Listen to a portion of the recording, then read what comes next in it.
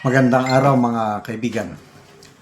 Bigyan natin ng opinion, reaction itong post ni Victor Liemet Jr. Pahayag ito tungkol kay dating Speaker Martin Romualdez.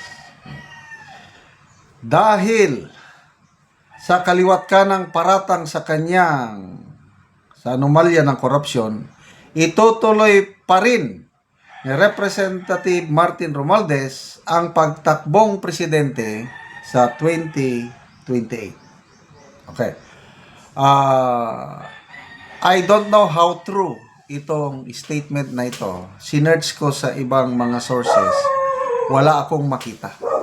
Kaya alanganin ako kung totoo ba na nagpayag si dating Speaker Martin Romualdez na itutuloy pa rin niya ang pagtakbo sa 2028. So, klaruhin ko yan ha. Nagbibigay lang ako ng reaction, opinion tungkol dito. I'm not sure kung totoong pahayag ito ng dating Speaker. Okay. So, pulsuhan natin. Anong posibilidad na tatakbo pa rin siya? Okay.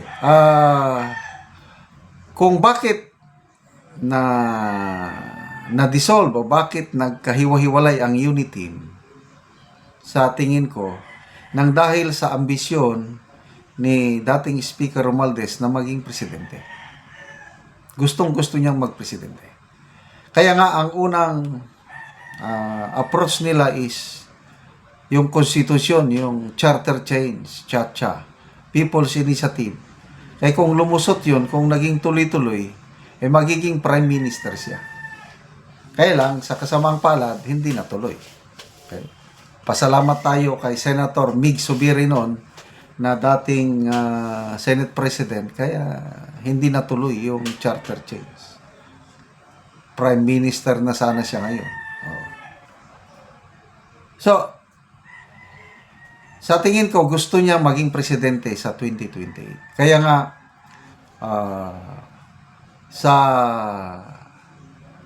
nakikita niya na si VP Sara ang kalaban niya, at si VP Sara is dikit kay former President GMA, doon nagsimula ang away dahil dinimot o tinanggal ni Martin Romualdez si GMA, Congresswoman Gloria Macapagal Arroyo, na Senior Deputy Speaker. Ayun na nagsimula. Kaya sa inis ni VP Sara, tinawag niya si Romualdez na tambaluslos. Tuloy-tuloy na yan yung paghiwalay ng unity hanggang nagbunga ng impeachment laban kay VP Sara last year. Sa kasamang palad, na-declare na unconstitutional dahil hindi nila sinunod ang provision sa konstitusyon. And then, pumutok ang flood control scandal, yun na, sa hindi inaasahang pangyari, napilitan siya na mag-resign as speaker. Okay, so, ngayon, wala na siya sa speakership. Kaya lang, congressman pa rin. Ang nakikita ko, posible pa rin siyang tumakbo pagka-presidente sa 2028. Lalo na ngayon na mahina ang mga ebidensya laban sa kanya.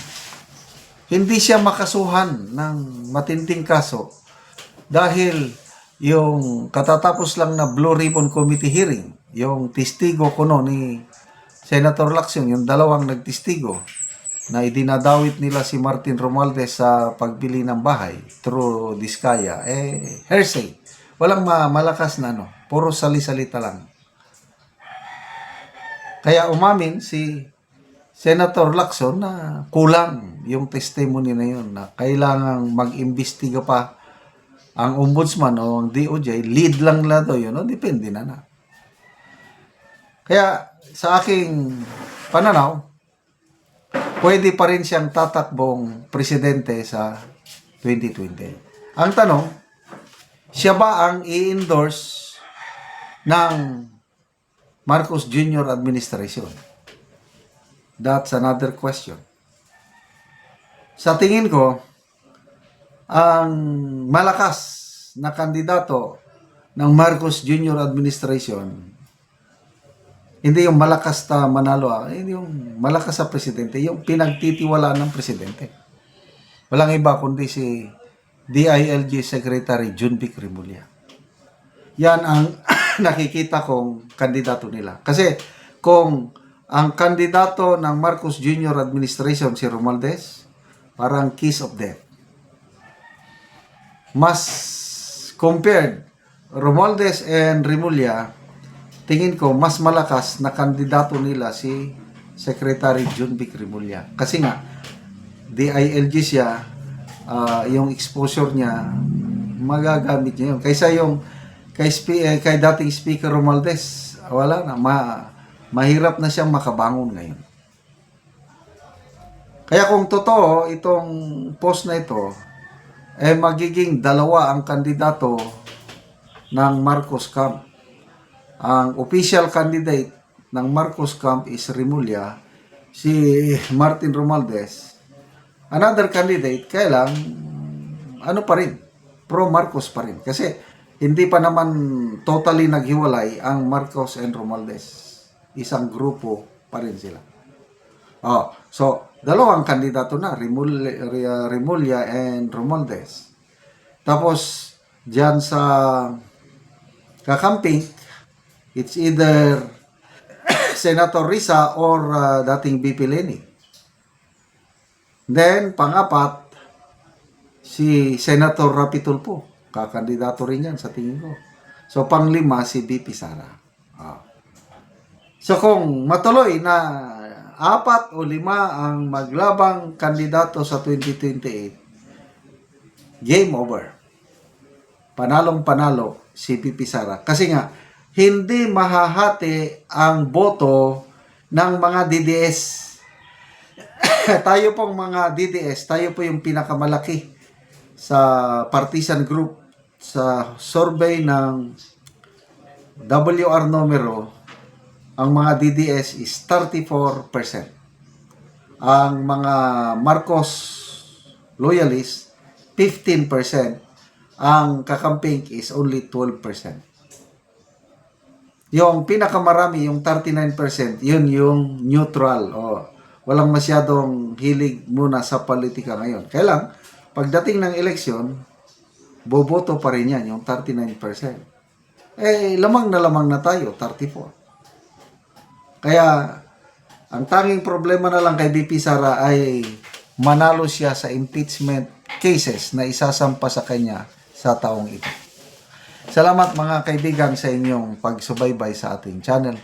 Nakakatulong kayo ng malaki sa tribong talandig ng Bukidnon dahil ang sweldo natin sa channel na ito is pantulong po sa tribo. Namimigay tayo ng mga libreng yero at pako para makapagpatayo sila ng mas maayos na tirahan. Panoorin nyo ang video na ito. Ni ang gihatag namo nga yero. Kung ikarga lang og motor.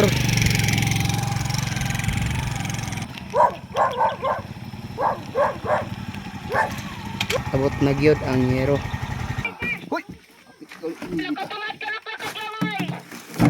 Abaka lang gyud ang gipang bugkos.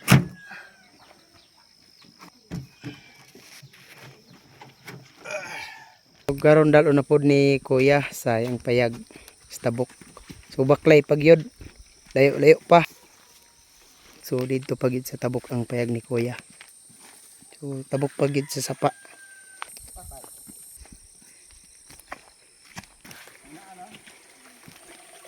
Karon out na gyud si Kuya sa payag. So mo na ni ang payag ni Kuya nga kuanan karon atupan karon. Giapid-apid na ang mga trapal. Makita gyud nato og silpin og trapal lang. Naanay mga tubig nga na kuan sa trapal na butang tungod sa ulan. Maupod ni ang itsura sa ilang sulod sa ilang gipuy-an. So trapal lang gid in town. So mag-atop na gyud.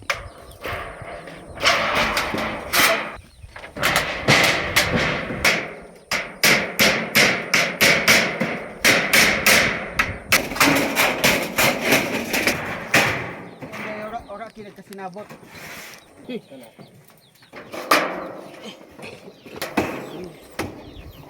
O karon humanag gyud sa pag-atop og maayo na gyud nga tan-awon kay di na pa sa pareha sa ganina nga mga trapalang og silupin. Makita gyud nato nga dili na gyud sila maulanan. Salamat kay sa Ginoo nga sa naghatag og sin nga di na gid ulanan. Oo. So pila gyud nanay ka tuig na nga nagantos mo aning gaulanan lang trapalang inyong atop? Murag mga dugi-dugi na ni. Mga tulo duha ba? Katuig, Katuig. duha ka tuig. So salamat kay nanay. Oo.